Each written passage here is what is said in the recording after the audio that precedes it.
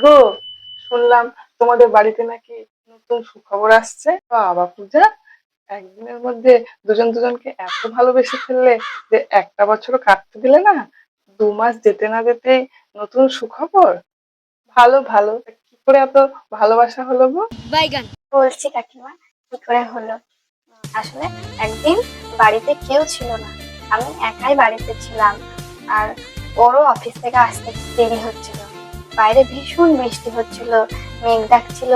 তারপরে ও যখন অফিস থেকে আসলো, হঠাৎ করে আমাকে কাছে টানলো। তারপর থাক থাক। আহ, তা বৌদি, তোমার ছেলে তো বউ ছাড়া কোনো কথাই বোঝে না। কি জাদু করলে গো পাপাইকে? ও না, অফিস থেকে রোজ যখন বাড়ি আসে, আমি দরজা বন্ধ করে থাক ওর থাক, বুঝেছি বুঝেছি। একে কাকিমা, তুমি শুনতেও চাইছো আবার বলতেও দিচ্ছ না। এরকম করলে কি করে হবে বলো তো? ছেলেরা একটু ওরকম হয়, তা বলে সংযত হতে হবে, সামলাতে হবে। লোকে শুনলে কি বলবে? বিয়ের 2 মাসের মধ্যেই খবর হয়ে গেল। একটা বছরও কাটতে দিলে না, লোকে শুনলেও তো বলা বলি করবে, তাই না? अच्छा।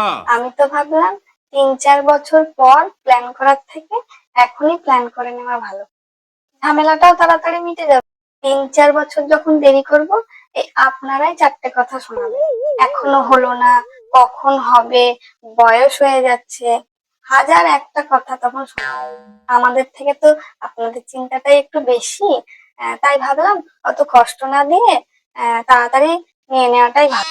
এখন তো দেখছি সব উল্টো হয়ে গেল।